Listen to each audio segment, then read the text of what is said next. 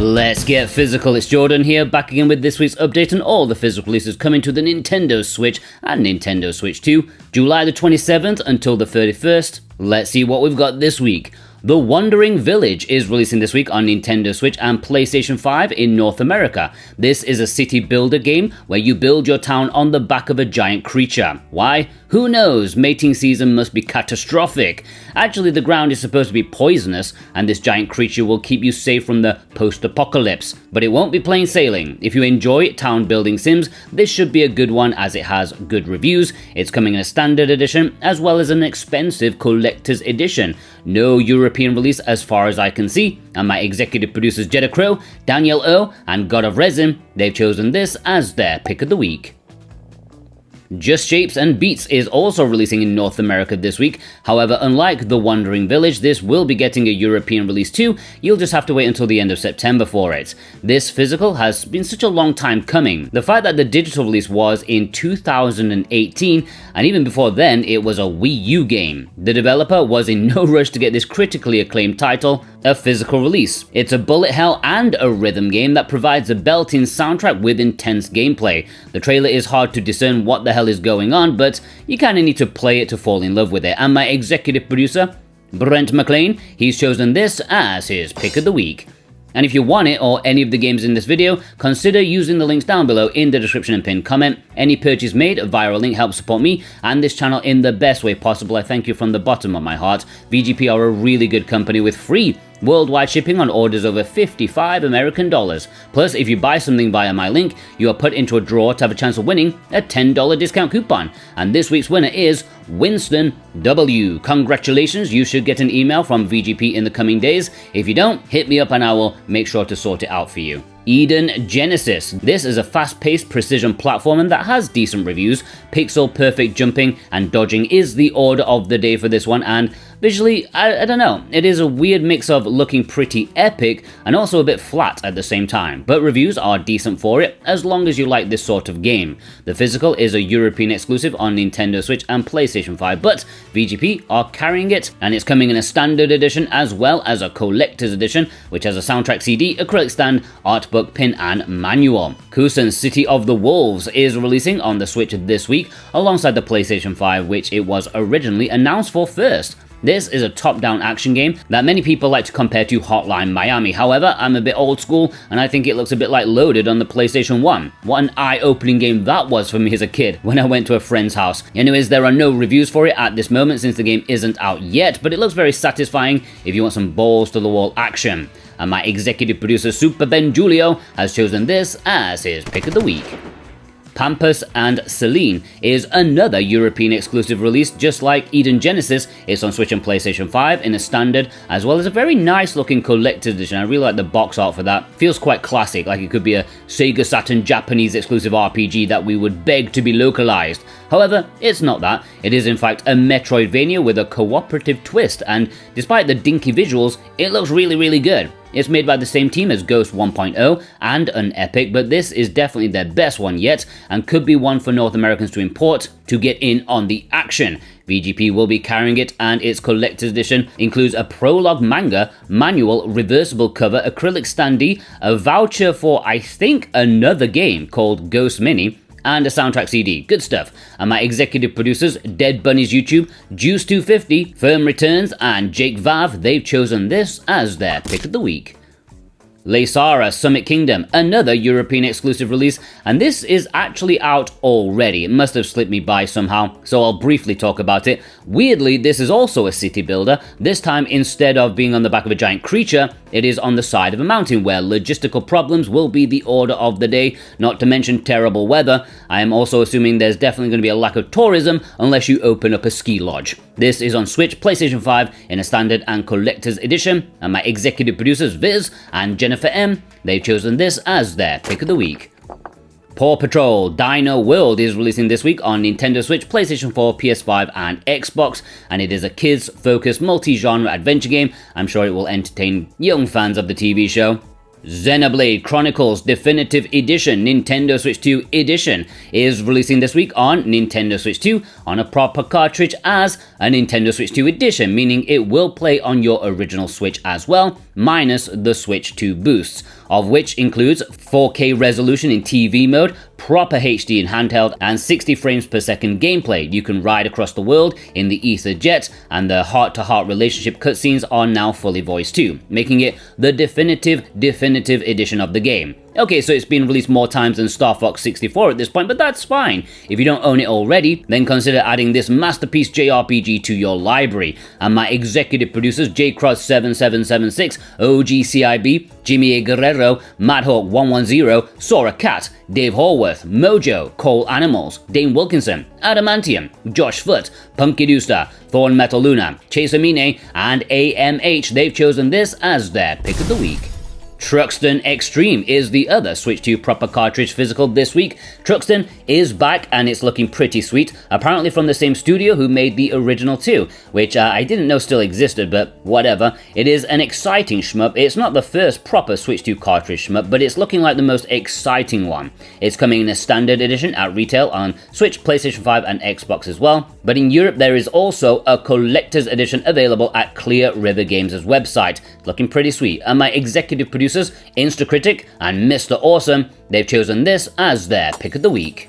Limited pre-orders, so we're going to move on to the imports. If you want to import any of these, you can do so via VGP or Play Asia. And if you click my Play Asia link, you can get 5% off with my code Jordan2026. But remember to click my link first. And if that doesn't work, because sometimes YouTube interferes with my affiliate tag, then you can use my imports database and go from there. That should work. Blue Reflection Quartet is probably going to be the big import this week, perhaps of the entire year. It'll be close with Inazuma 11, but this is a quad pack of JRPGs.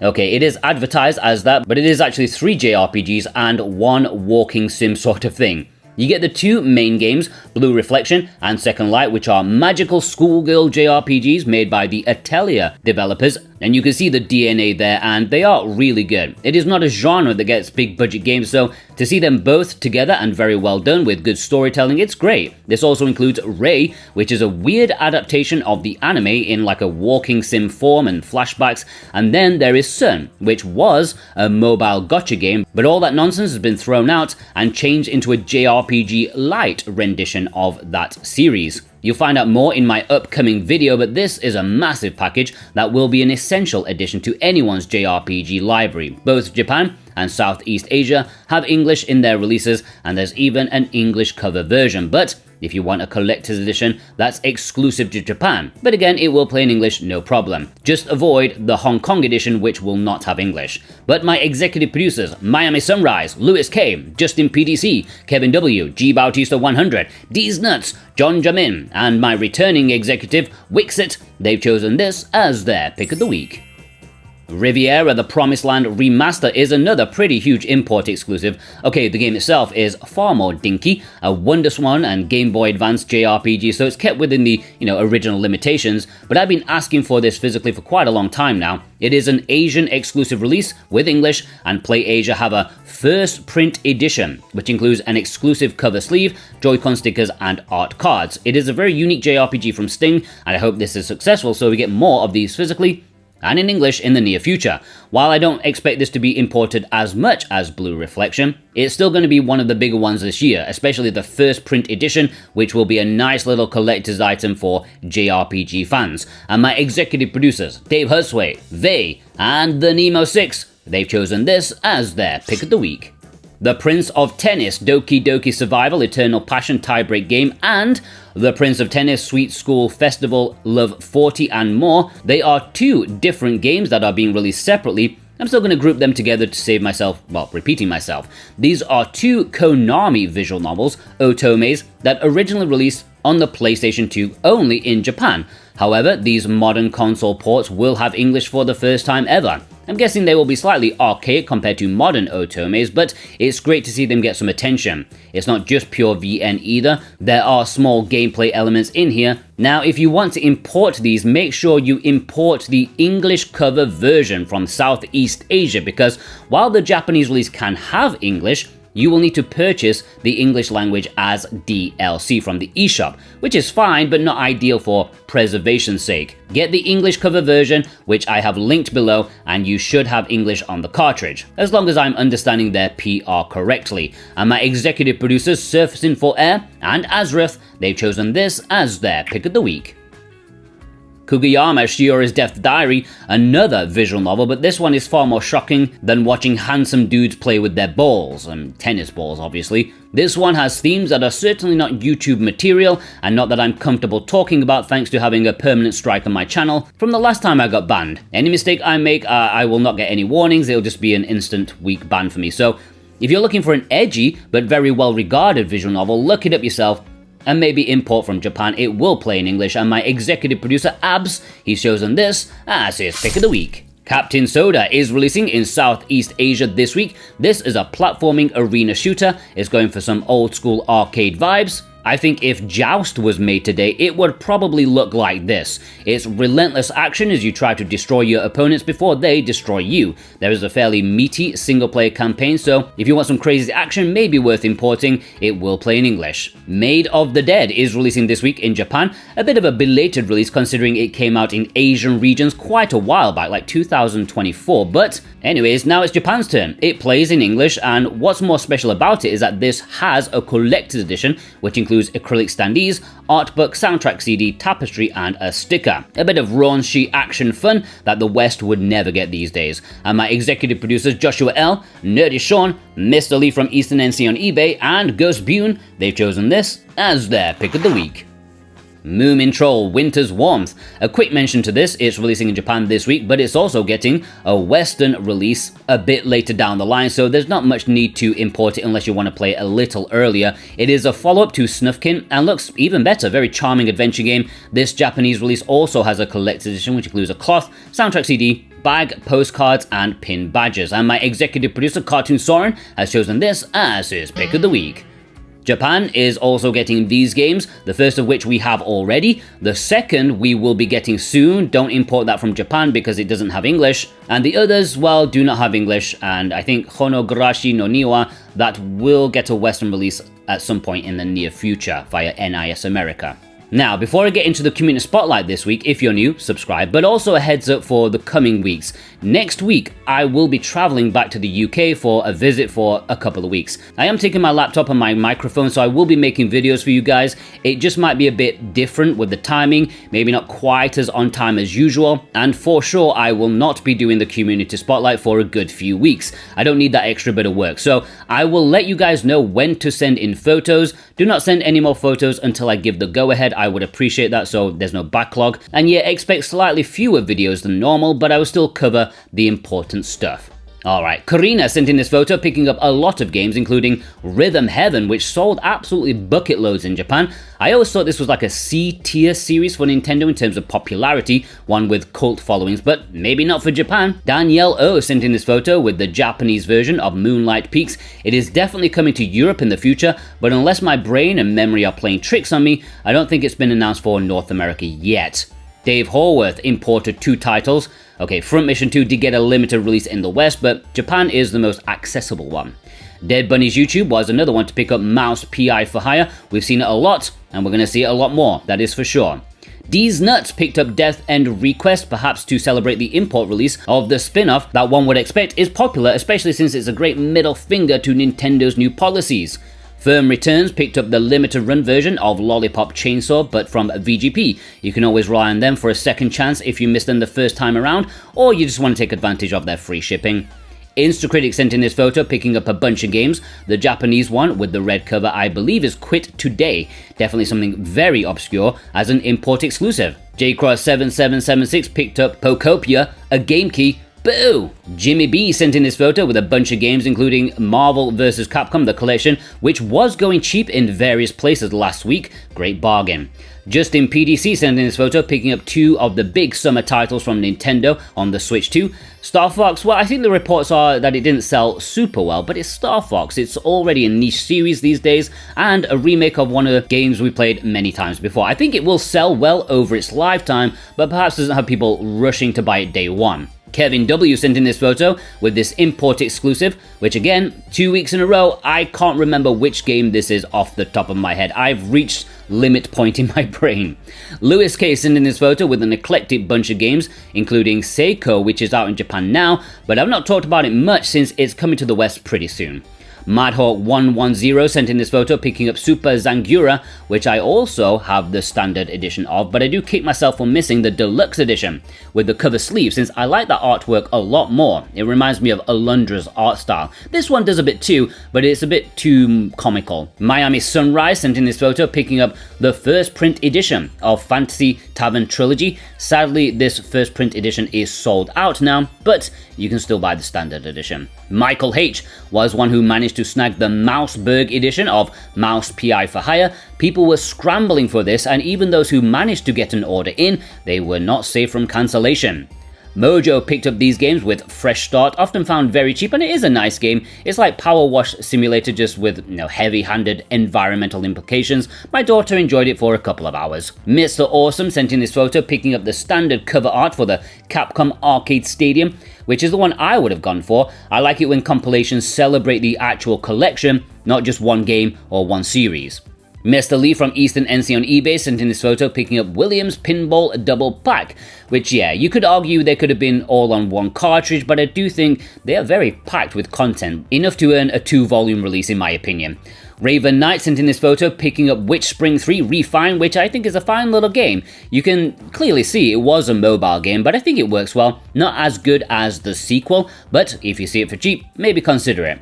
Seaweeder sent in this photo picking up both Ni no Kuni games. While the second game is the more complete package in terms of like a big budget JRPG for the time, I still think the first game has way more charm. When that came out on the PS3, it was just so refreshing. Super Ben Julio sent in this photo with a very retro feel to it. None of them considered the greatest games ever, but still nice to have them back and not forgotten.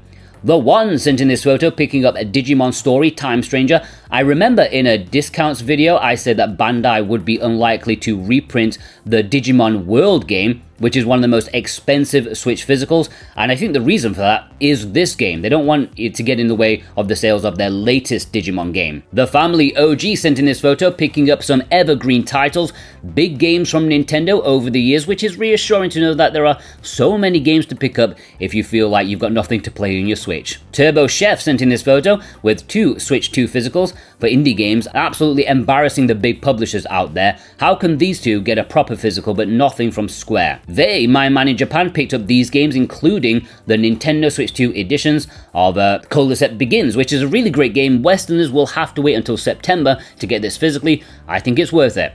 Viz sent in this photo, managing to snag Mio on Switch 2. I thought that was supposed to be sold out everywhere. Well done. Alright, let's have a roundup. Robin H. Devil Angel. Hyunyung Gaming. Bent S. Kat Kilad. Frank. Andrew R.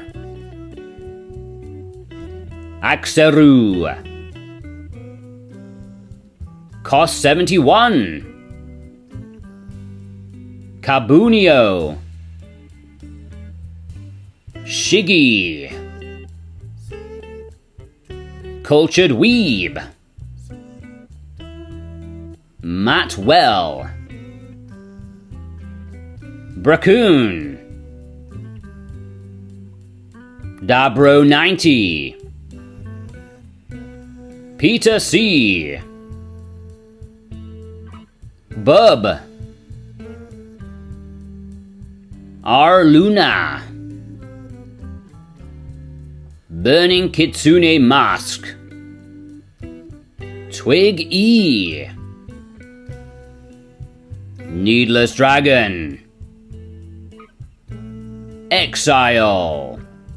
Alright, please do not send me your pictures until I say so. But it's the end of the month, so it is a shout out to my executive producers over on Patreon. Dane Wilkinson, God of Resin, Brent McLean, Alexander Cato, JCross7776, Punky Dooster, Cartoon Soren, Robotech, Fawn Metaluna, They, Instacritic, Precision Plague, Alex M, Josh Foot, Lewis K, Kevin W, Jennifer M, Super Ben Julio, Double Dave, Husway and Hallworth, Sora Cat, The Nemo 6, Ghost Bune, G Bautista 100, Rose, Adamantium, Azrath, Jake Vav, D's Nuts, Jeddah Crow, Brotorius, Surfacing for Air, Justin PDC, Danielle O, Cava Clavicall, Nerdy Sean, Ligma, Michael Del Polito, Big Bruno, Jimmy A. Guerrero, Viz, Dead Bunny's YouTube, Joshua L, Firm Returns, Kevin M, OGCIB, Mr. Awesome, Miami Sunrise, John Jamin, AMH, Madhawk110, Raven Knight, Mojo, Juice250, Mr. Lee from Eastern NC on eBay, Cole Animals, Chase Amine, Abs, and my returning executive, Wixit. Thank you so much for your support. Plus you watching right now, if you watched all the way through, I want to know who you are, so please leave me a tennis emoji in the comments in honor of those tennis Otomiges coming out in Japan and Asia. Go check out some of my other stuff and have a fantastic day. Take care.